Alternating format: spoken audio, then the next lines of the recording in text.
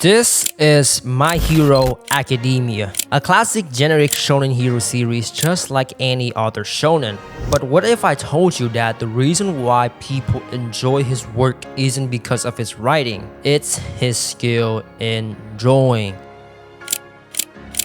My Hero Academia's drawing completely outshines his generic writing, and now that the series is finished for 2 years, he then proceeds to keep abusing his drawing skill even further to create his very first horror manga.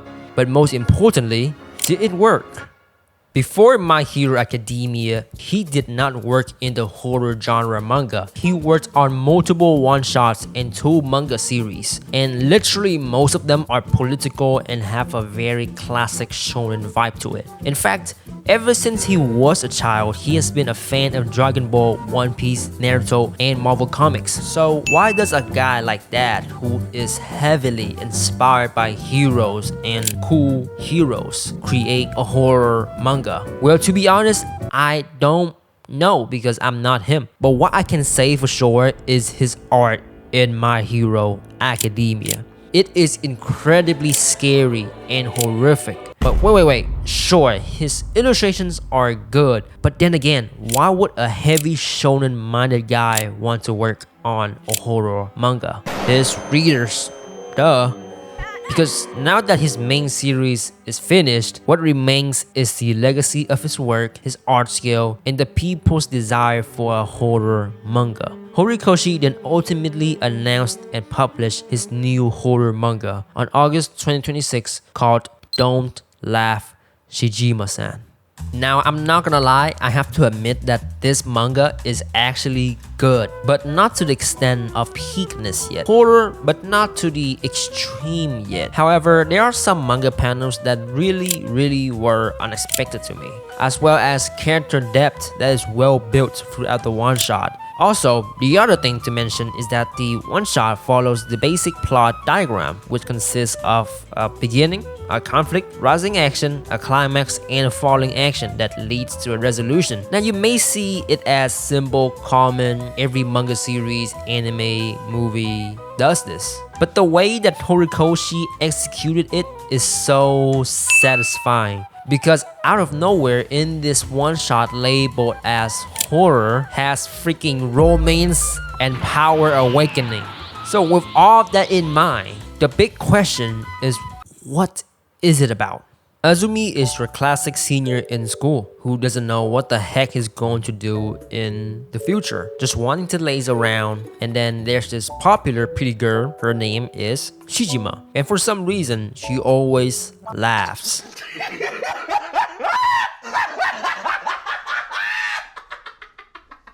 However, there's something off about her. Quote, Shijima sure laughs a lot. The way she laughs, how do I put it?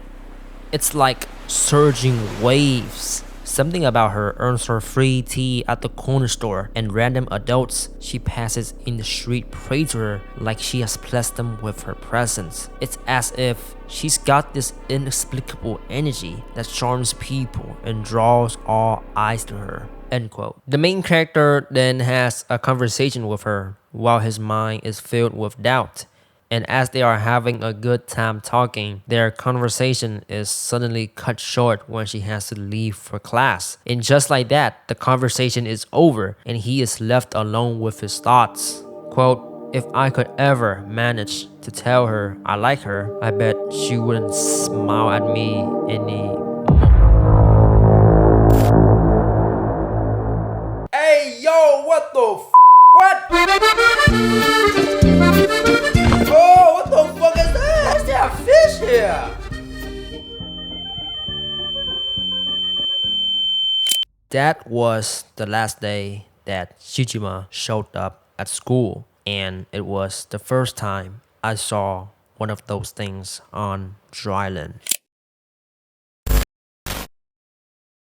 To really know what those things truly are, we have to dive back to when our main character saw it for the first time ever. About 2.5 years ago, there was a city called Konoshiro City with its shape looking like a giant basin.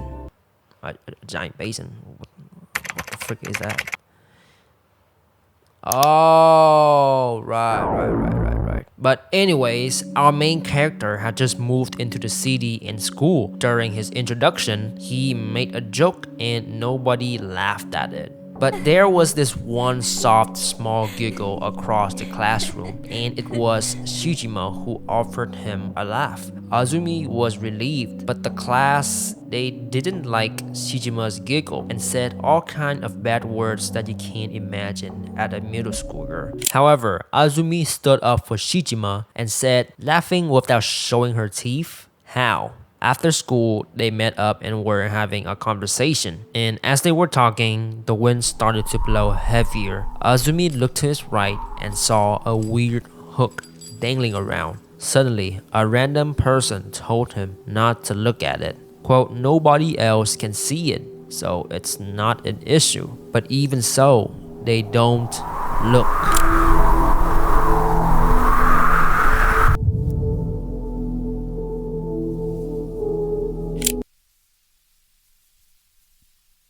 When the next day came, everyone started gathering around her like she was some sort of idol or an angel that just descended from heaven to save humanity. And guys, what if I say that it's kind of like that? What if I say that she is the destined one to save humanity? Because just yesterday, she was being bullied, but when the next day came, she was not? Oh, and wait a minute.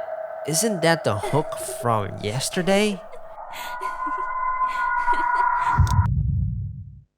From that point forward, Azumi then stated that sometimes he does see weird figures standing in the water, which means he has the power to see unworldly creatures. Getting back to the present, we can see that Azumi is hanging out with his friends at the festival, which seems normal, just chatting around, searching up Konoshiro Hook, and talking about it, being just a piece of art, nothing weird about it.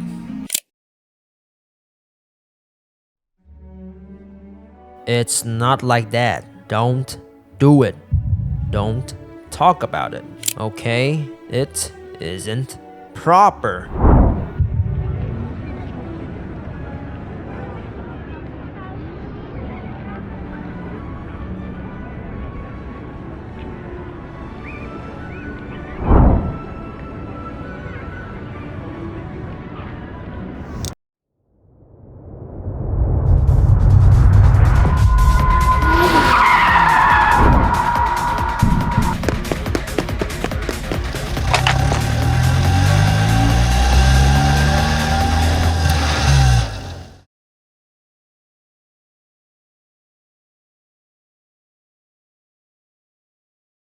Well, it seems like she's being sacrificed to serve something, and that something is the sea.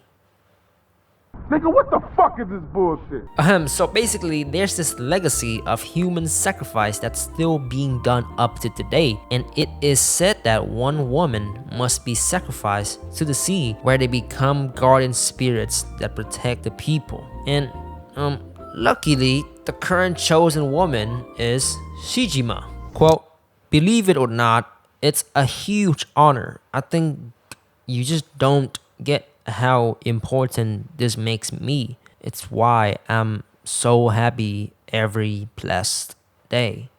Immediately after talking to Azumi, water starts to overflow everywhere and swallow Shijima away. Shijima is now standing at the water's edge, facing the sea and getting ready to be sacrificed. She starts to look back on how she used to always be bullied and how her family wanted her to be the sacrifice for money. And because she was the sacrifice, she started getting respect and attention from people. However, those free gifts and attention had always been disingenuous. All this time, she has always masked the sacrifice as honor, but in reality, she doesn't actually feel happy about it. And even right now, before the decisive moment, she masks her sadness as actual happiness. However, right at the moment of being sacrificed, she lets out a crack of her true emotion, looking back at that one time when she was first stood up for. And that person who stood up for her is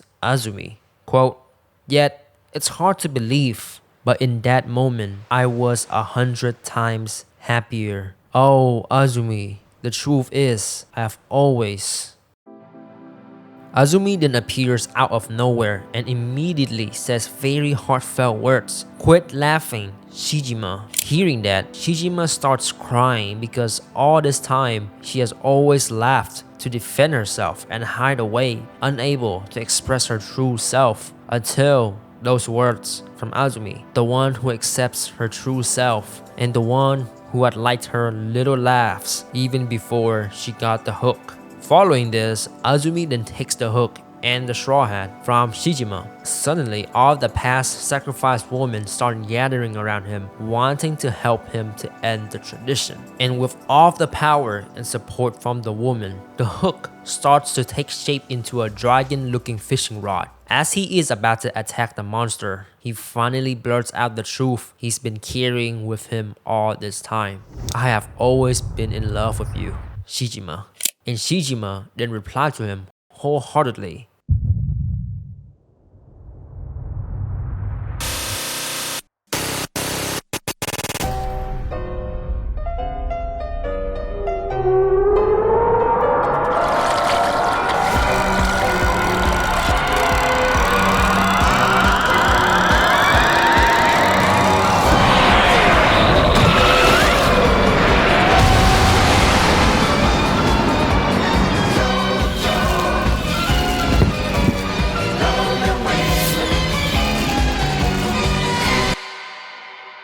Together, they finally beat the boss. In the end, Shijima is not sacrificed and is allowed to live a normal life. However, through that experience, Azumi decided to become the only person to fix supernatural problems. Okay, now that you guys understand the entire story, there's this one misconception of the one-shot. Basically, Horikoshi published this one-shot as a horror one-shot. However, when you read it, you realize there was not that much of gore or horror. Instead, it was kind of like your typical shonen main character saving the main girl when they fall in love, which honestly fits his writing style because all of the work he has been doing up to now is writing heroes and heroes. So ultimately, you can't really blame the guy but be grateful about it because horror is not his thing, yet he still does it anyway to satisfy his readers. Thank you, Horikoshi.